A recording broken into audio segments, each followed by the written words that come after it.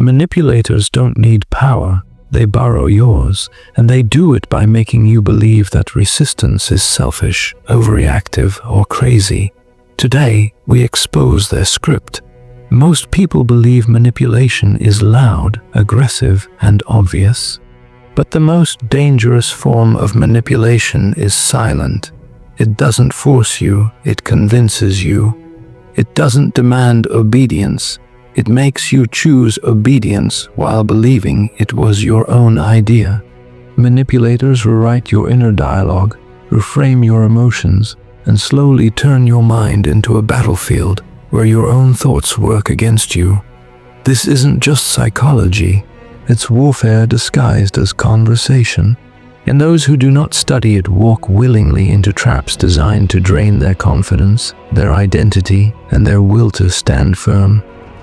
Today, we dissect these dark psychological tactics and show you how to defend yourself.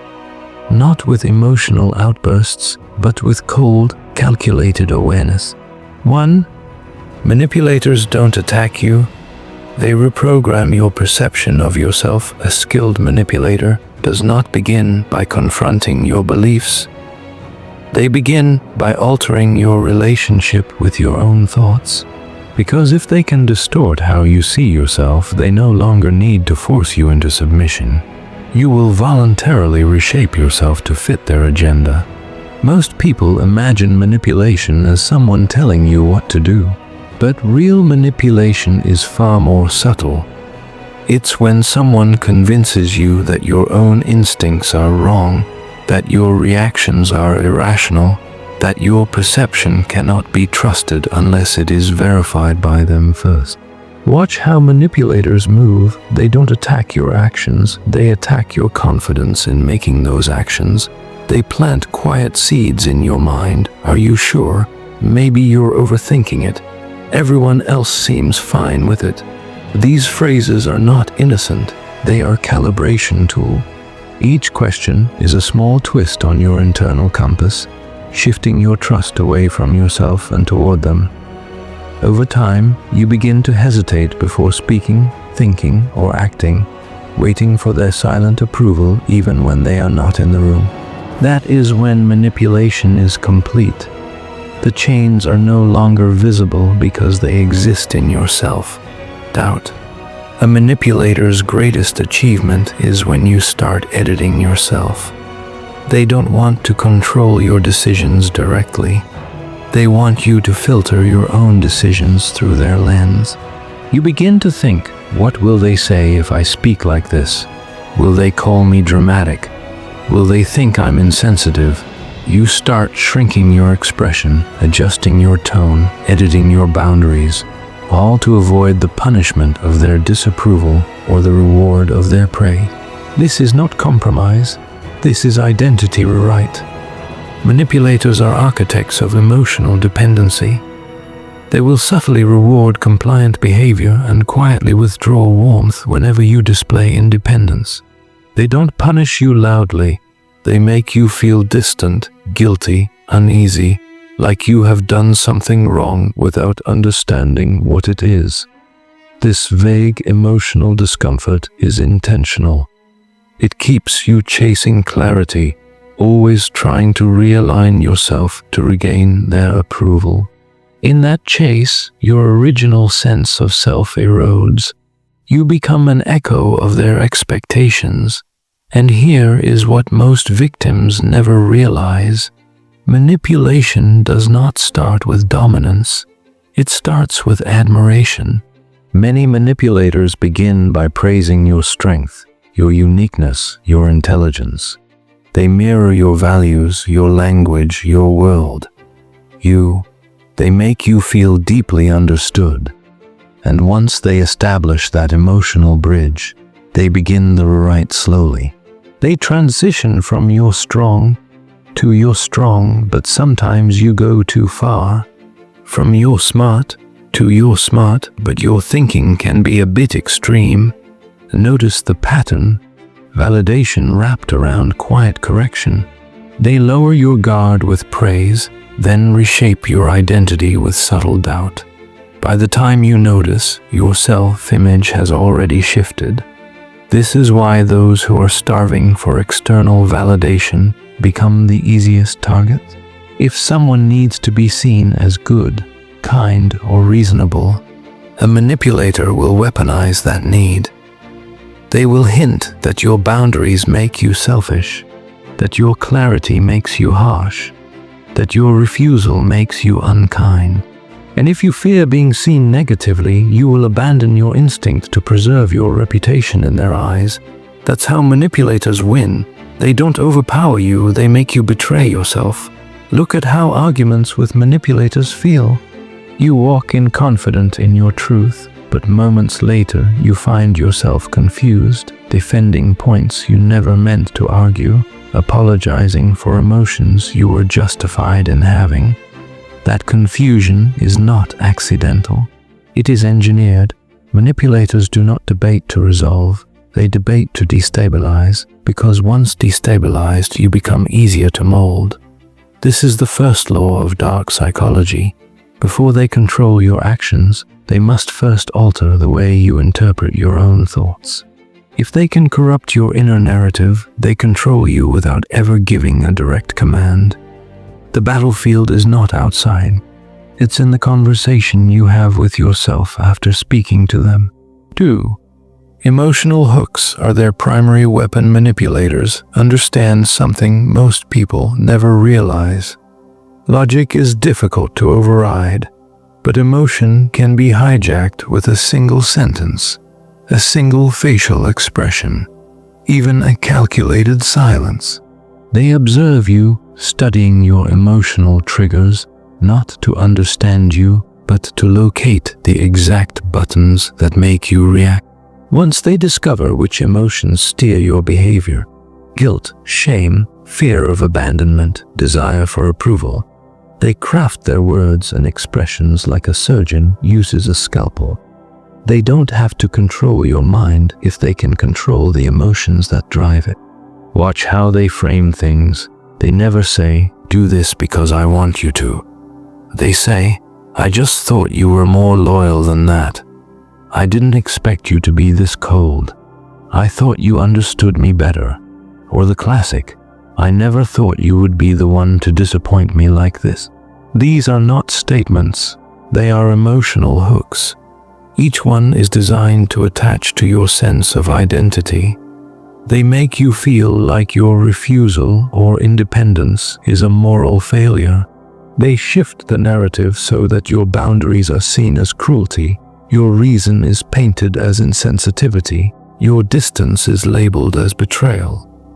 And if you are not aware of this tactic, you will react emotionally, rushing to prove you are not what they imply. This is how they gain power, not by force, but by making you desperate to correct their perception of you. They weaponize your need to be seen in a certain light. If they sense that being misunderstood bothers you, they will intentionally misunderstand you. If they see that guilt affects you, they will use phrases that imply you have wronged them without ever stating it directly. This forces you into a defensive emotional state where you start explaining yourself, losing your position, and giving them control of the frame. Manipulators operate through emotional imbalance. They create situations where your feelings rise and logic drops. They push you into a reactive state because a reactive person is easy to steer and easy to study. When you react emotionally, you reveal your fears, your desires, your core wounds, and once revealed, those emotions become levers in their hands. They don't need to guess your weaknesses. You hand them over in every emotional outburst. Understand this. A manipulator will often provoke a reaction just to collect data on you. They are testing how quickly you get angry, what makes you defensive, what makes you feel guilty. These are not random arguments. They are reconnaissance missions. They trigger small emotional conflicts to map out your psychology, and every time you react, they adjust their strategy. This is why they seem to know exactly what to say to get a reaction later. They've been analyzing your responses like a scientist running an experiment. The worst part? They often disguise this emotional warfare as intimacy. They say things like, "I just want to understand you," while carefully observing which parts of your story cause your voice to change, your breathing to shift, your eyes to flicker. They make you feel safe enough to open up, then turn your emotional disclosures into weapons. The very fears you confess become the very fears they press when they need control. That is not connection. It is strategic disarmament. So how do you defend yourself? You do not do it by becoming cold or heartless. You do it by learning to feel without reacting. You allow emotion to arise, but you do not let it steer your words or decisions in the moment of conflict. You recognize that emotional hooks are only powerful if you bite. If you do not react in real time, you break their rhythm. You force them to face someone they cannot easily read or steer. And to a manipulator, an emotionally unreadable person is dangerous because they can no longer predict where to attack next. Manipulators thrive on your immediate emotional response because that response reveals everything they need to know. Once you begin to slow down your reactions and observe instead of absorbing, you shift the power dynamic instantly. They want your emotions to speak louder than your awareness. But when awareness becomes louder than your impulse, their hooks fall flat and their influence loses its grip. 3. They control the frame before they control the outcome. A manipulator never enters a conversation to exchange perspectives. They enter to establish the frame through which all perspectives will be interpreted. This is the silent game most people never notice. By the time you start defending your point, they've already positioned you inside a frame that limits your options and weakens your stance. In psychological warfare, control of the frame is control of the battlefield. And those who fail to recognize this spend their energy fighting battles they've already lost before speaking a single word. Notice how they structure their language. They don't say "you're wrong." They frame it as "why are you being so defensive?" Now the argument is no longer about the truth. It's about your emotional state. If you try to explain yourself, it looks like you're proving their frame correct, that you are defensive. If you stay silent, your silence gets framed as guilt. The content of your point no longer matters. The frame has redefined the meaning of your behavior before you even begin to speak. This is one of the deadliest forms of manipulation because most people respond to the content of the accusation without recognizing the frame behind it. A manipulator doesn't need to win a logical debate if they win the emotional narrative first. They declare that your concern is an overreaction, that your boundary is aggression, that your question is disrespect. Now you're no longer debating the issue. You're trying to justify your right to even speak. That is frame control, and once the frame is set, they sit back and watch you fight inside the box they built for you. This tactic appears everywhere, from personal relationships to political discourse. Look closely at how media frames stories, how institutions frame obedience, how emotional manipulation hides inside moral language.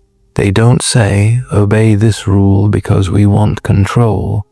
They say, "Obey this rule because good people care about others." If you resist, the content of your resistance becomes irrelevant. The frame has already defined you as someone who lacks care. Now, defending your logic is pointless because your character has been framed as flawed. Manipulators understand that human beings fear negative identity labels more than they fear being wrong. People would rather abandon truth than risk being labeled selfish, insensitive, disloyal, or extreme. That is why frame control often begins with an implied label, not a direct statement. They won't say, "You are selfish." They say, "Most people who behave this way don't care about others." They don't say, "You're irrational." They say, "Calm down, you're overthinking again." And if you take the bait, you step into their frame, trying to prove you're not what they imply, without realizing that the moment you start proving, you've already lost position. To break frame manipulation, you must learn a skill very few possess. Instead of defending your position, name the frame. Bring attention to how they are trying to define the context rather than diving into the context they created. When someone says, "Why are you being so aggressive?" do not argue about your tone. Identify the frame. "You're framing my boundary as aggression." That is not the discussion. When someone says, "So you don't care about others," don't fall into the trap of defending your compassion.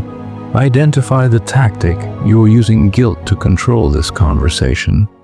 The moment you expose the frame, the manipulator loses their greatest advantage, invisibility. Frame manipulation works because most people never see it. They start arguing reactive points instead of taking control of the lens through which the argument is being viewed.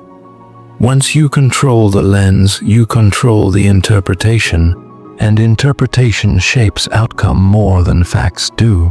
This is why power thinkers do not rush to explain themselves. They do not accept the first narrative thrown at them. They pause and examine the frame first. They ask, not aloud but internally, "What is being implied about me before I even speak?" That is the question the manipulated never ask. A manipulator needs you to fight emotionally within their frame because emotional people don't notice angles. They only notice impact. But those who observe angles change the entire direction of the conversation without ever raising their voice. Remember, in dark psychology, victory isn't about speaking louder.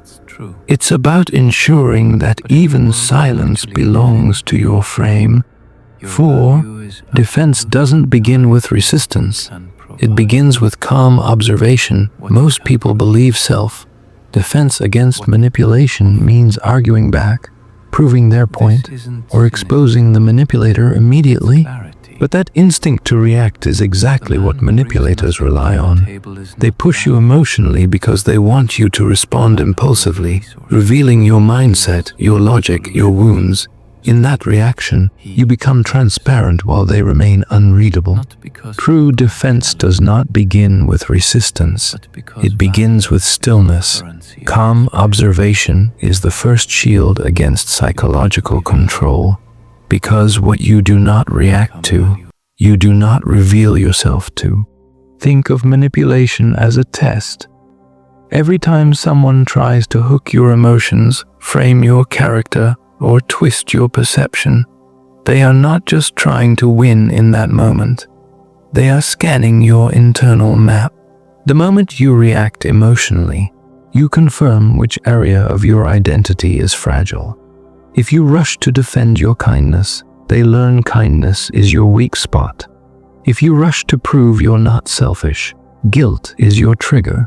If you explode in defense of your logic, they discover your need to be seen as rational. Each reaction provides them with a piece of your code, and once they have enough of that code, they can run your emotions like a program. This is why calm observation is not passivity. It is strategic data collection. It is withholding your emotional signature while analyzing theirs. Instead of trying to prove your stance, you what? You observe how they phrase things, which emotional tone they use, where they pause, what they emphasize. You study their strategy before giving them access to your response. Most people speak to be heard, but a strategist listens to gain leverage. Watch how quickly energy shifts when you do not react to a manipulator's emotional bait. They become unsettled because they are used to controlling tempo. They rely on your emotional momentum to pull you into their frame. When you stay calm, their script begins to fail. They may escalate tactics, increasing pressure to force a reaction, or they may shift tone entirely, searching for a different entry point. This reveals their adaptability, which gives you insight into how deeply they operate in manipulation. Their frustration is your field report. Calm observation also exposes patterns that would be invisible to a reactive mind.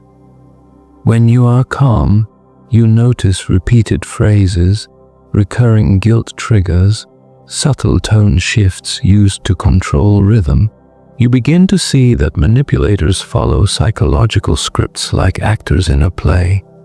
They use the same emotional arcs, the same guilt drops, the same shame triggers, just in different packaging. Once you see the pattern, it becomes less personal and more technical. You stop seeing them as emotionally overwhelming forces and start seeing them as predictable systems. And predictable systems are easy to dismantle. Most people lose against manipulators because they fight too early. They try to resist without understanding the structure of the attack. Resistance without information is panic, but observation gives you precision. Instead of swinging wildly, you wait until you see the exact angle of their influence. Then, when you do respond, your words are not reactive, they are surgical. You're not trying to win emotionally, you're deliberately shifting control. There is a calmness that powerful people carry, not because they feel nothing, but because they allow feeling without immediately expressing it. They let emotion rise without letting it command. That space between emotion and reaction is where control lives. Manipulators aim to collapse that space. Awareness expands it, and in that expanded moment of awareness, you see clearly who is trying to move you and how. The greatest defense is not aggression, it is disciplined clarity.